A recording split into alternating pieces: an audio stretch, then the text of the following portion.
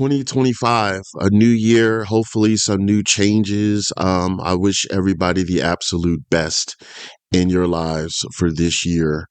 Um, but we still continue the daily battle, the yearly battle of what many of us go through, which is mental health issues and stressors in life and trials and tribulations. Unfortunately, they don't stop.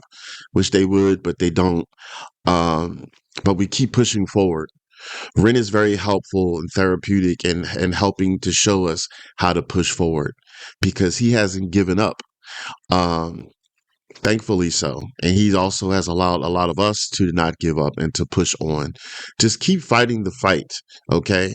As I always say, until the heart stops beating, keep on moving. Um, so yeah, this is a little bittersweet. Well, a lot of bittersweet because we're coming close to the end of this little mini series of Ren's 8 chapters. For this one, is chapter 6.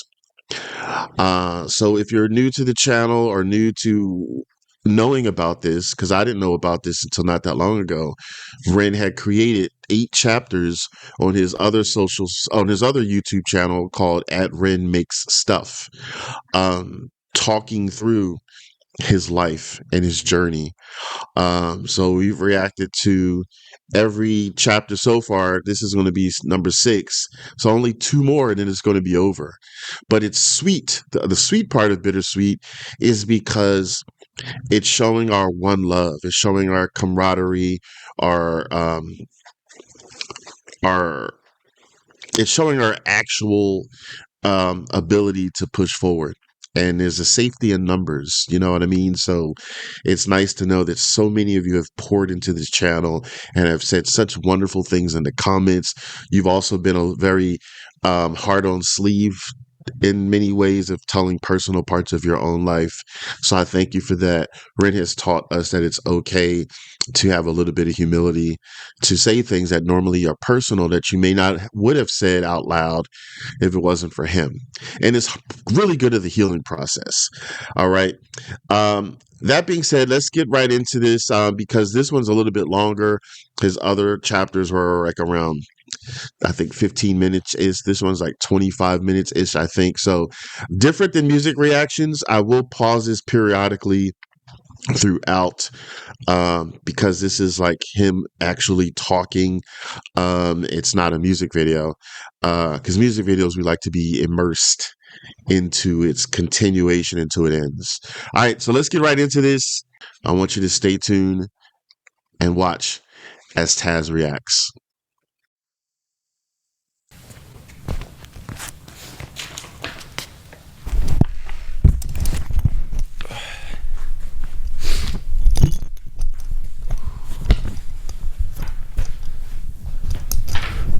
I'm going to try and hold it together throughout this one.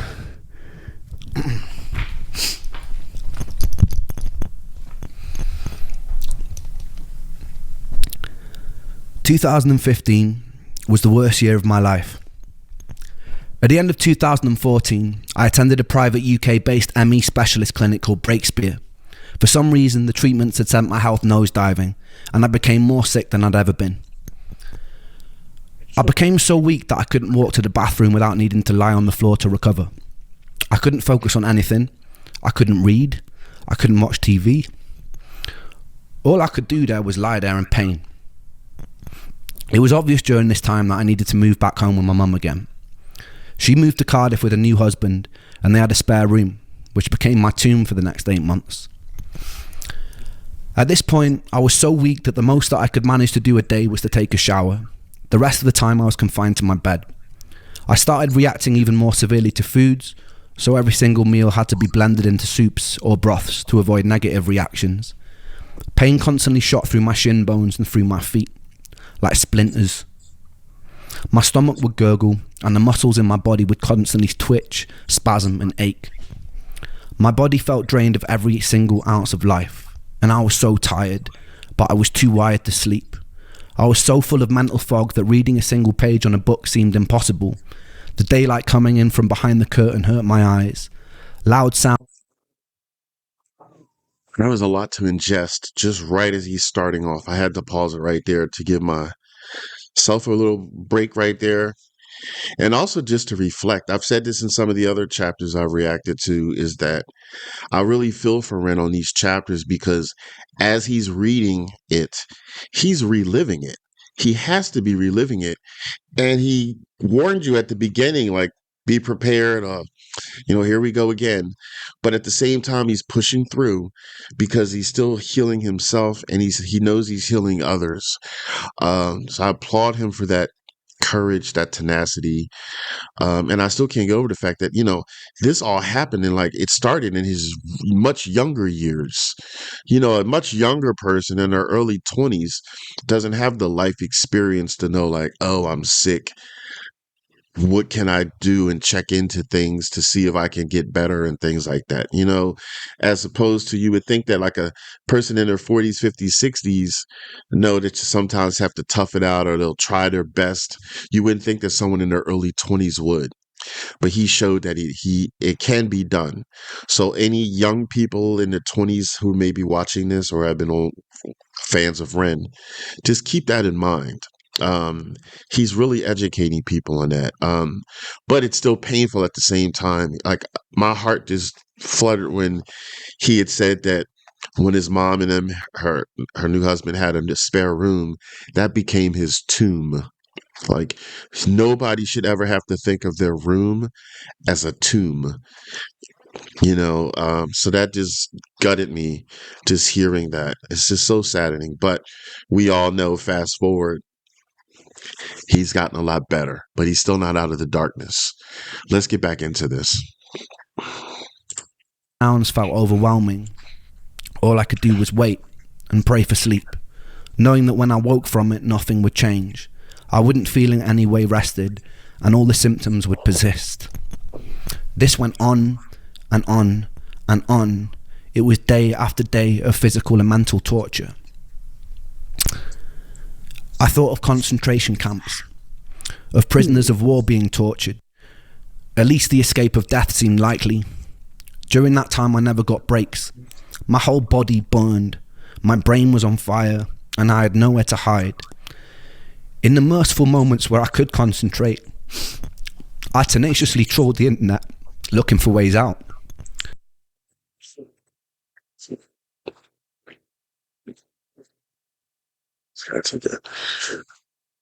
Whew. I had to take a break right there because you hear at this point his voice is crackling. He's definitely reliving that moment. And,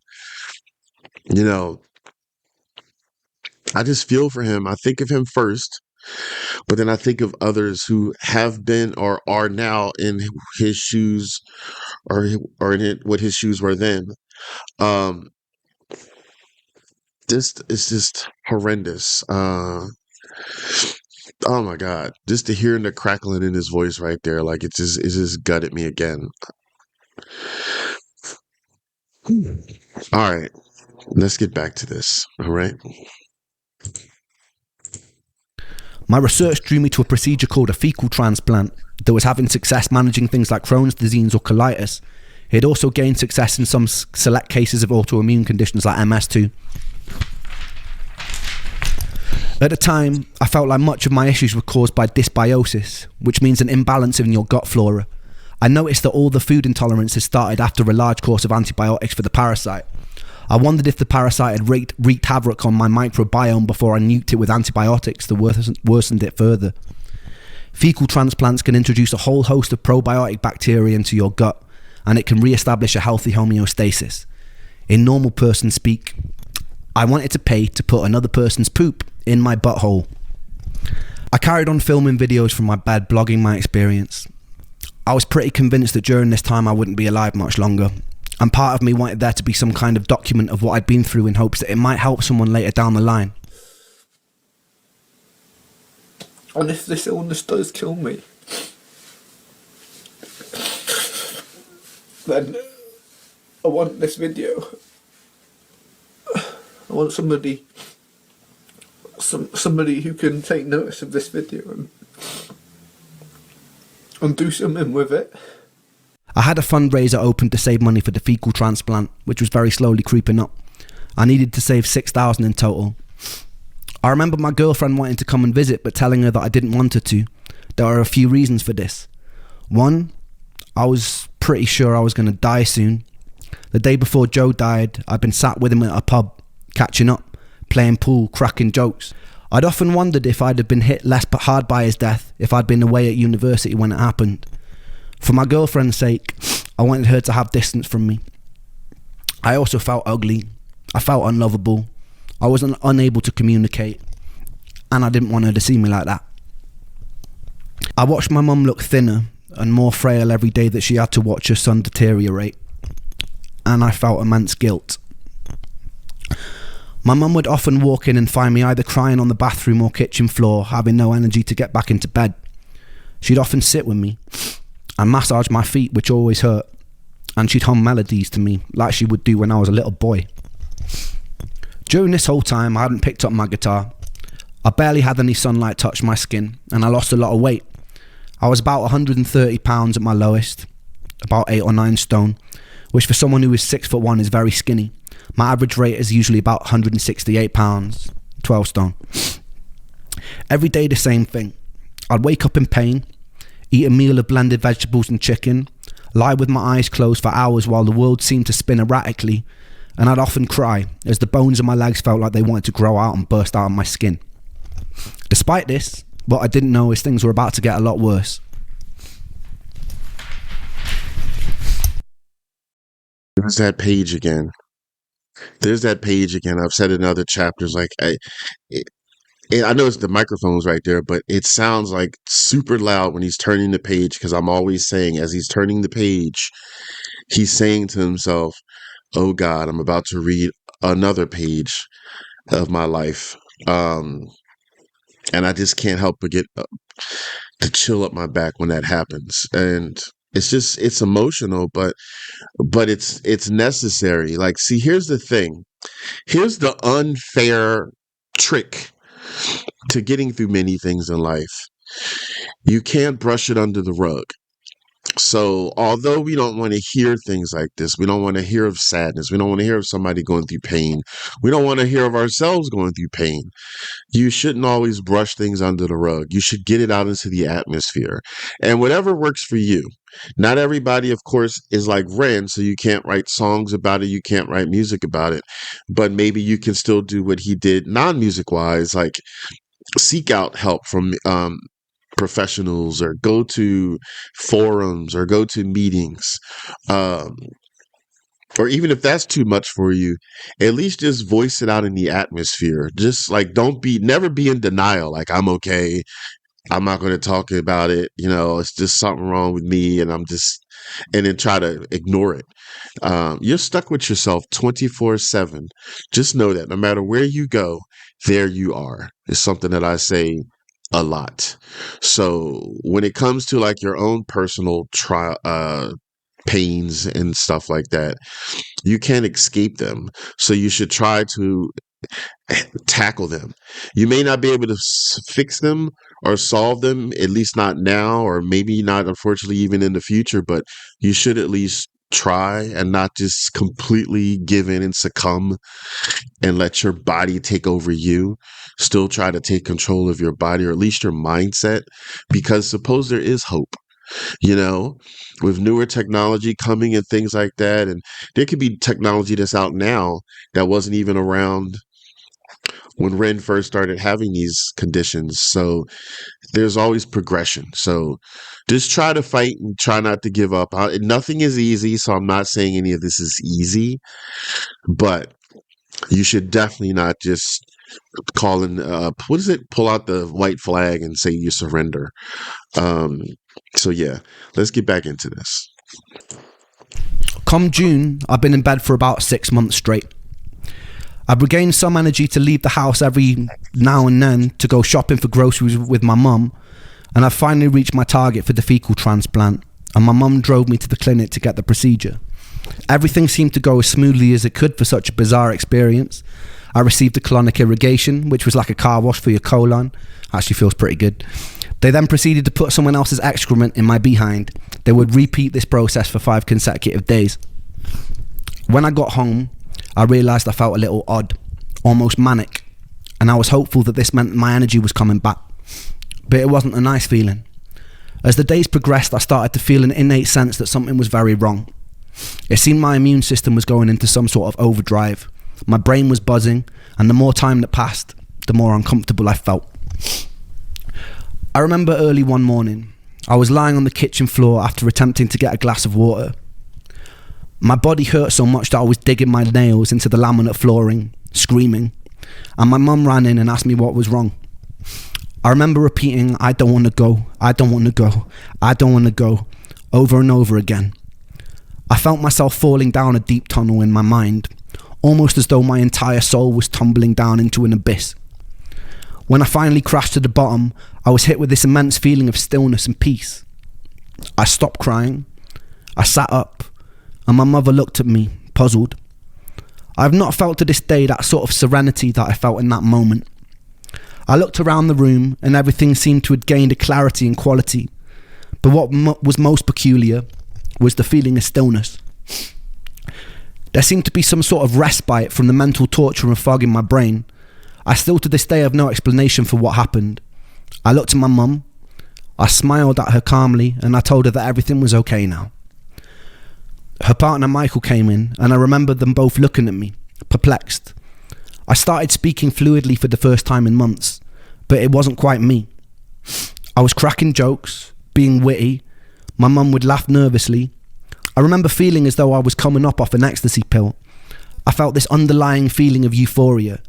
I caught myself occasionally erratically snapping my fingers or making whistling noises in between sentences, or staring at some empty part of the room as though there was somebody there, then snapping back to the space and talking to my mum. This feeling of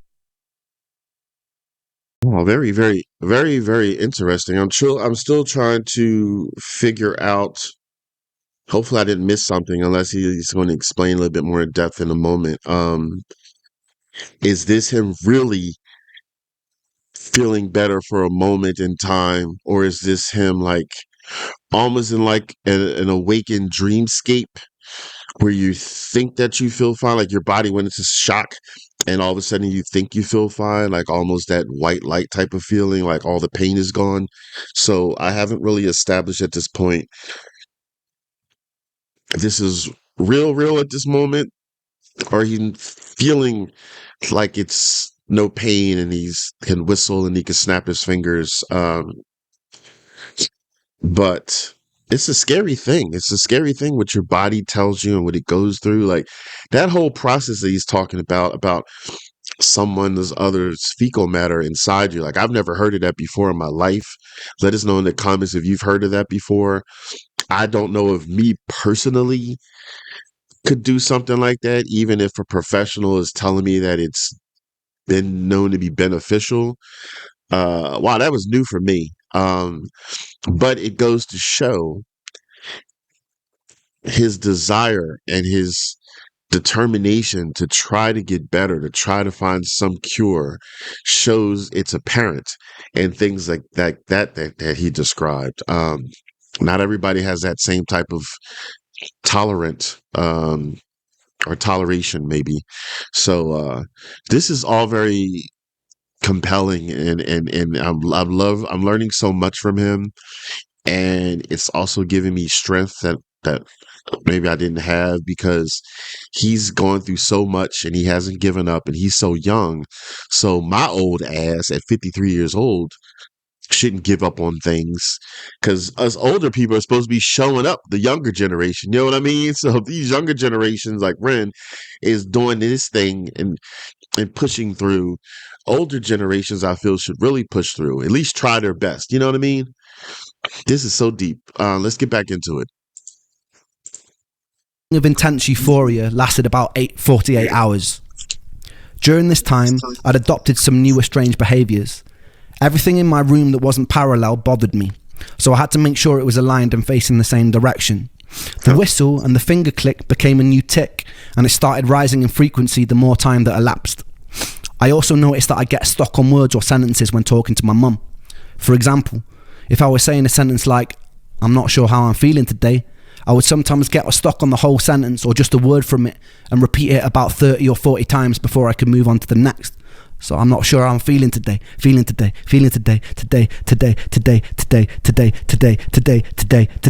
over and over. I can't really explain why, but it's like saying it carved out a safe space for me. After about 2 days, that feeling of peace and euphoria was swapped out for a feeling of immense dread and doom. I felt fear fill my body, unlike any fear that I've ever felt. I'd often wake up in the early hours of the morning screaming at the top of my lungs, a torture scream that would fill the whole house, a scream like my legs were being sawn off. I felt pure terror. My mum would run in and try and calm me down. Sometimes I'd be thrashing, hitting the mattress, pounding the walls. It usually ended up in me exhausting myself and her stroking my head in her lap as I sobbed and repeated the same words over and over again. Everything in these moments terrified me. The compulsion to make everything parallel became a necessity. Whenever I was in the kitchen or car and the dials were facing the wrong way, it taunted me. My mum started taking... Let me pause this right here. To say, shout out to Mama Ren. Shout out to Mama Ren. Let's all at this very moment clap and give her some respect.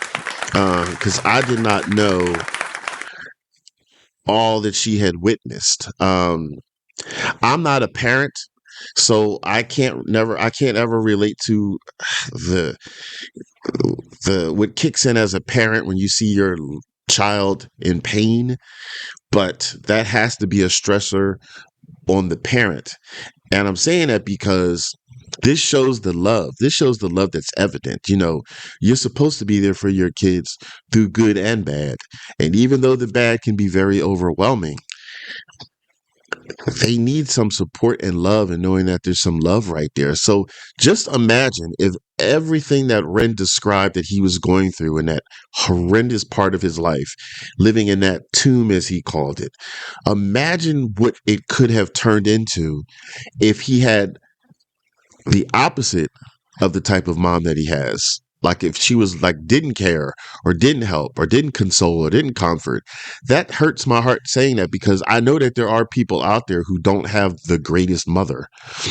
And imagine going through pain and being scared and not knowing if you're going to live or die, and you don't even have someone who raised you in your corner. So imagine if someone had to go through that. And for those who might be listening to this who have been in that situation or are, I really feel for you, but then know that you can seek comfort and help from others and still fight that fight. But that being said, thank goodness that was not Ren. Mama Ren came and saved the day every day. And I'm so grateful for her for showing that love and giving that comfort, because I strongly believe that her strength helped embolden his determination to keep fighting and to keep fighting and to keep fighting. All right.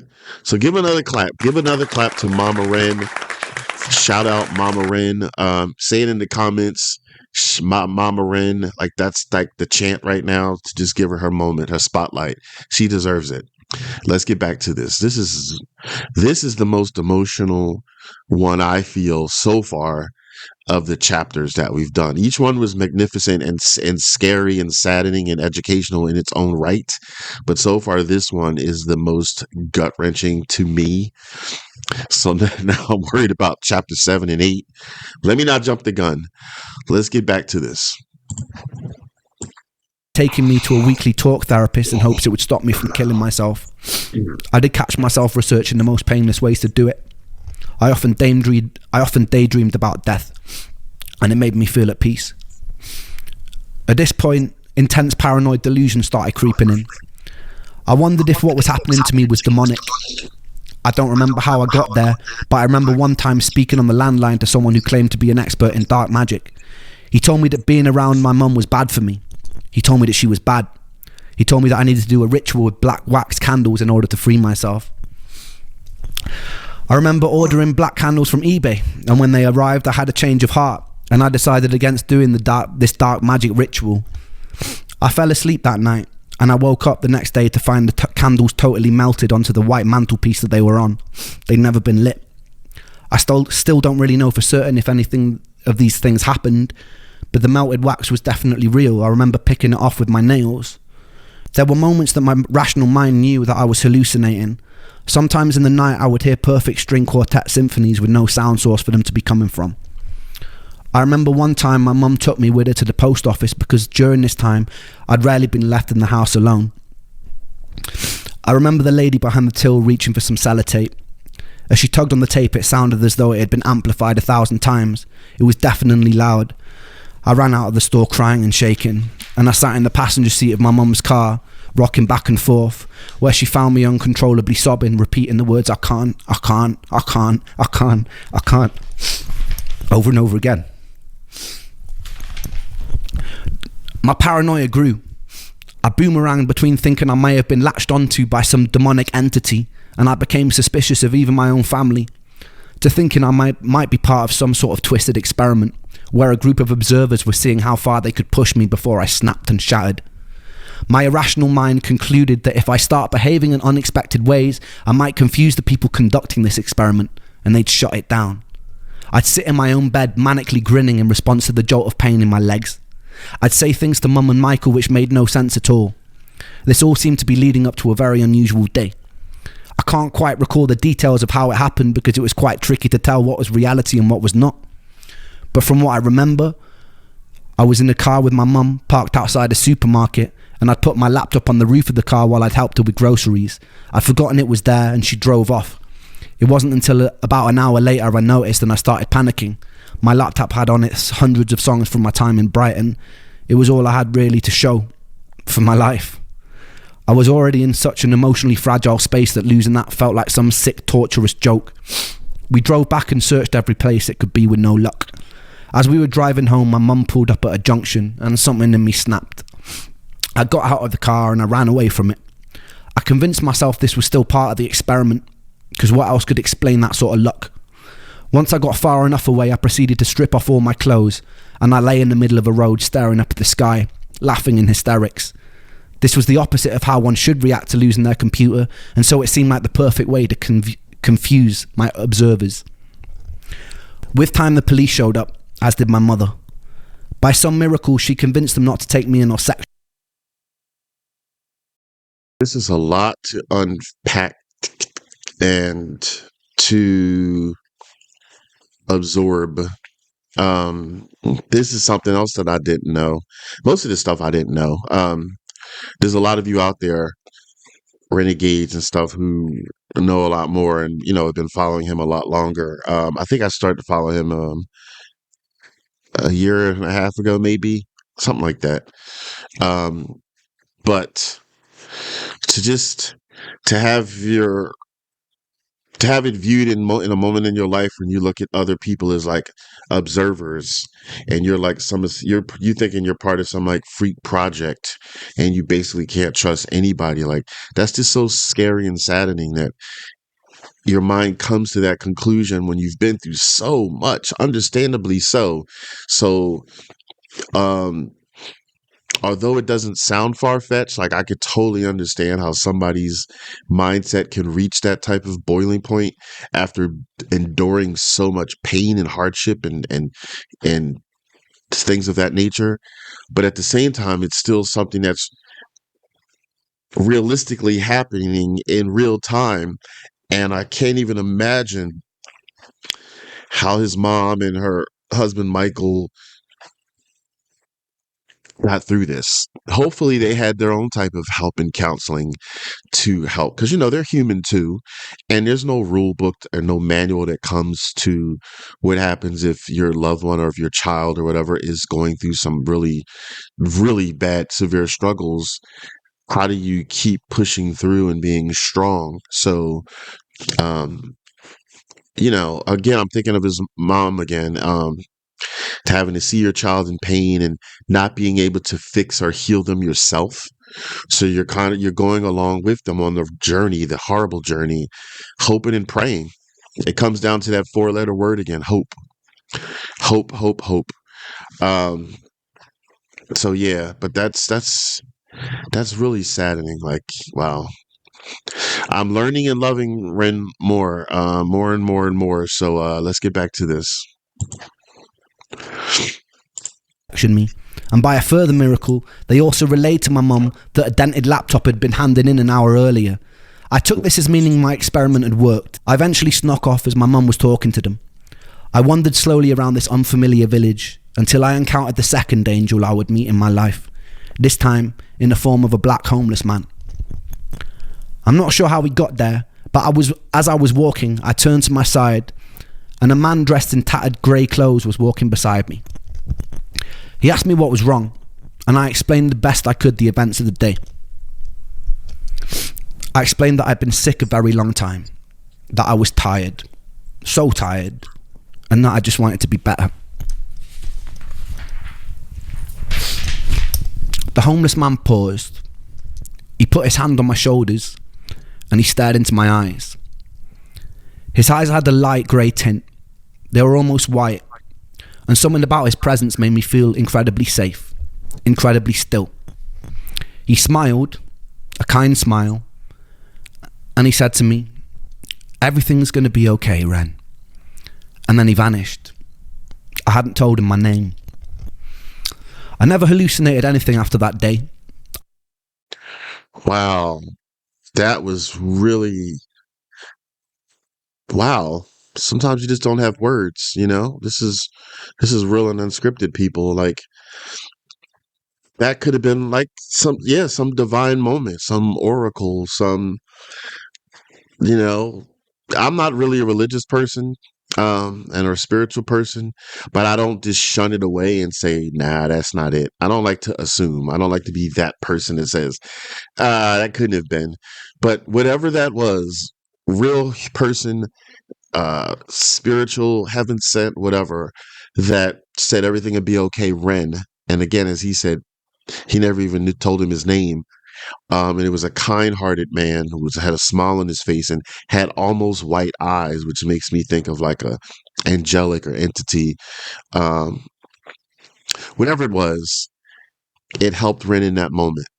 And he's about to get into, you know, from what it sounds like he was leading into, he stopped feeling a certain way after that. So you'd be surprised who can give you solace, who can snap you out of things sometimes, whether it's a divine moment or whether it's the exact perfect words that someone says to you at that certain time when you needed to hear something, or that consoling type of voice that can get you out of it. And this also because it was unbiased. I mean, you know, he's already has the continuous love of his mother, but this was a stranger. Sometimes hearing something from a stranger, someone who doesn't personally know you, can heal you and things of that nature. That could also be why we are learning and healing from Ren. We follow Ren, we love Ren, but I don't personally know him.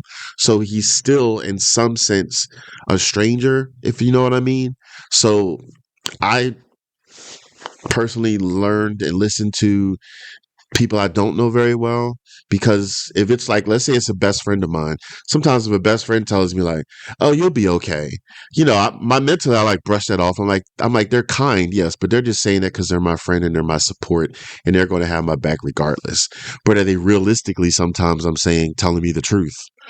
I like to hear the truth of things. I don't like to sugarcoat shit, even if you're like my bestie or whatever.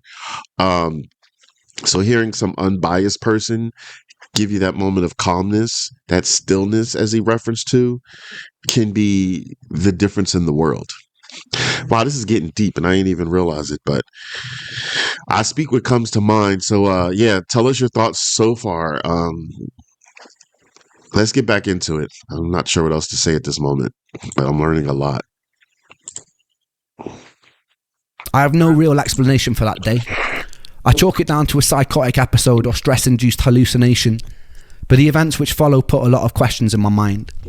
What he said to me was very simple, but also very needed.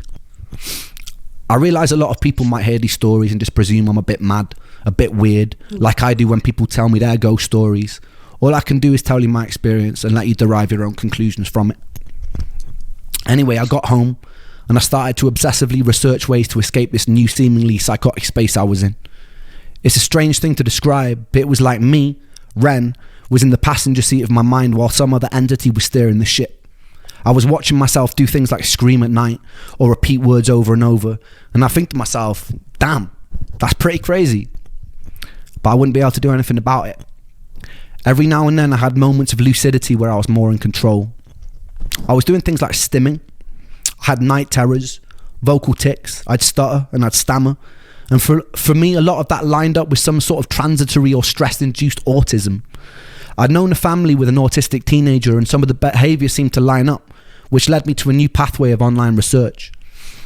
I came across this support group for a subset of children with autism called PANDAS, P-A-N-D-A-S. It was believed that these kids had the neurological infection of the Streptococcus bacteria that was causing these autistic-like behaviours. I was presenting with some similar behaviours. These kids would do long courses of antibiotics and their symptoms would diminish or disappear and they'd be seemingly normal children again. I speculated that the fecal transplant introduced a whole host of new bacteria into my gut, but that I didn't have the immune regulation to be able to control it, and it had sent my entire system into some sort of inflammation overdrive. I researched the most effective antibiotic for Streptococcus, one being penicillin, and I convinced my mum to take me to the doctor, where I faked a stomach bug. I lied to him, and I said I'd had similar things in the past, and the penicillin cleared it right up. He reluctantly prescribed me a 2-week course of antibiotics because I was so persistent. I got home and I started the course. Initially I felt fucking awful, somehow even more tired than usual, and then towards the end of the course I noticed a definite shift in my energy and comfort. By the end of the course, my psychotic behaviours had disappeared and my energy felt a lot better. I stayed indefinitely on various herbal antibiotic supplements like oregano oil at this time, having learned that this was also active against certain pathogenic bacteria. Keep in mind also, I'm just going off script right now, keep in mind if I'd have followed the advice of most of the doctors that I'd seen at the time who were talking to me about my psychotic behaviours, I would have probably been put into a mental facility and medicated with medication that I didn't need and would have probably gotten a lot worse. So it was very lucky that I took no one tells you that antibiotics can treat psychosis, and these antibiotics did actually treat my psychosis. And I was no stranger to the placebo effect. I'd taken everything, it wasn't placebo. It didn't matter. After about a week, I'd finished the course and some of my more familiar symptoms like fatigue and pain started creeping back again. But that didn't matter, because what this whole experience had taught me was that the origin of my sickness was in fact bacterial and it was pathogenic. The biggest thing it taught me was I could actually do something about it. I was no stranger to the placebo effect after years of trialing different drugs and supplements. This wasn't placebo. I took to the internet again and found a world-renowned specialist over in Brussels who was also leading a lot of the cutting-edge research for ME. I got on the phone and made an appointment. He was booked up for the next 9 months, but that gave me enough time to save money. The antibiotics and new herbs I was taking had also given me a new lease of life, and the hope for a cure made me more determined than ever. I started having enough energy to go on walks, which was huge for me at the time. My dad would drive over to my mum's and we'd go out in the car, and I'd take photos of wildlife on beaches. I was picking up my guitar again after months in bed. I eventually invited my girlfriend over and made the decision to move back to Brighton as soon as I was strong enough to.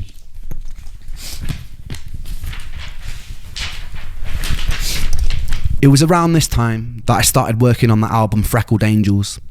I knew that the future tests weren't going to be cheap. I pulled together some old tracks from the days I was working with Sony, and I got hold of Eric and asked his permission to release them, which he graciously granted, so thank you, Eric. I then pulled together some newer material and compiled my first ever album from my bedroom. In those days, I had no real way of promoting myself and no energy to do shows, so it was mostly to be listened to by my friends and family. I named the album Freckled Angels after Joe.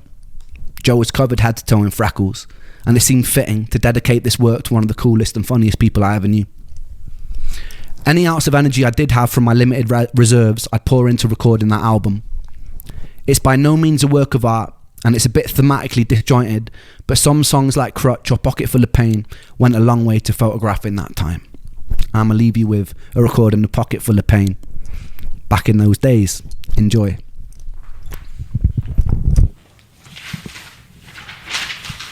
Love you, Ren.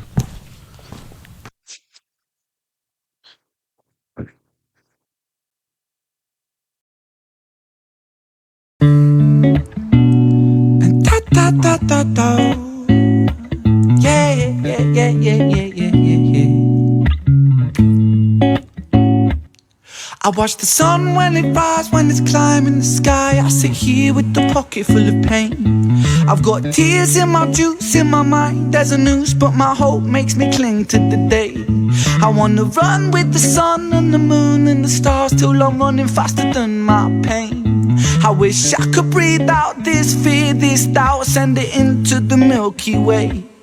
I got my finger on the trigger of a Magnum 44, but survival instinct won't let me bleed. I wanna put a bullet straight at my cerebral tissues place, but my index finger won't let me squeeze. I wanna skate down my vein with the blade till the blood runs thicker than the thoughts in my head. But don't ask me why, this is not my goodbye, it's a suicide failure attempt. Dum, dum, dum, dum, dum, dum, dum, dum, dum.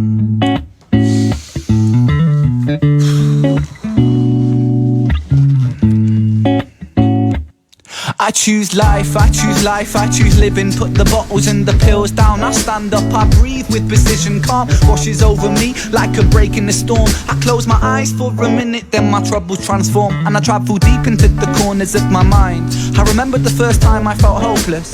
I think I was 5, cause at the hands of this bully, the lessons that I learned is that this world is not so beautiful. Sometimes it can be burnt by the fires of evil that are living inside the common people just like you and like I. We'll all strive to survive, and we all climb to the top over our brothers and sisters, whether we mean to or not. And we get lost in the tide of insecurities and power-seeking fooleries, but happiness don't live inside no jewelleries. In an age of distraction, we would rather tap on our iPhones than stop a war from happening.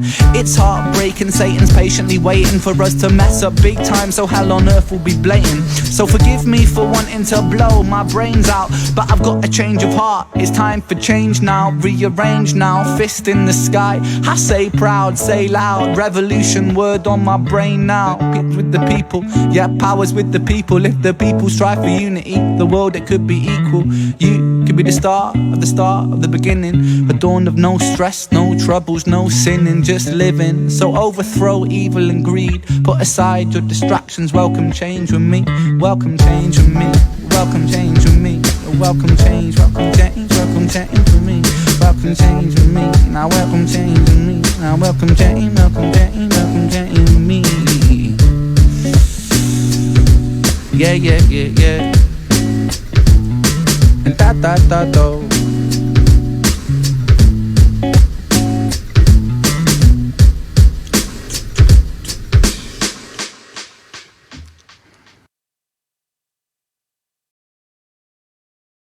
Change with me. Welcome, change with me. How we ended that song, and it just so happens because this is just the way it panned out. Like, since the new year just started, and this is my first time hearing this song.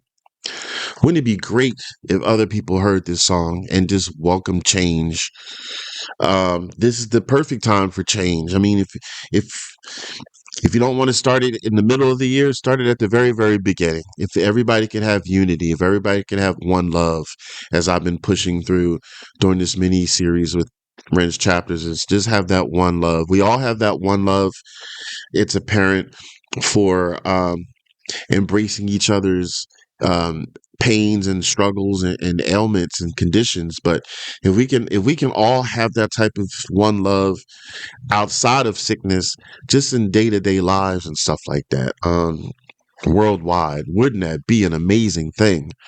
Oh my goodness, some people act like it's so difficult, um but sometimes you have to take baby steps. Now, we've been taking a lot of damn baby steps through life, so don't get me testifying, but yeah, this, if we can just do the last things that Ren said in that song, it'd just be such much a more better place.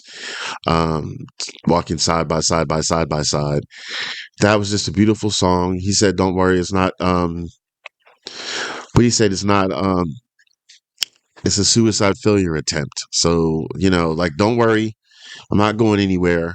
But I'm still talking about pain and suffering and going through it and how I feel and but at the same time having that hope. He mentioned it again in the song, that 4-letter word, hope. We all have to have that HOPE to keep pushing. Let that be the statement.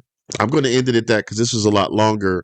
Hopefully you guys stay to the end. If you really stay to the end and you ain't flow all through this quick fast, say in the comments, I stayed to the end.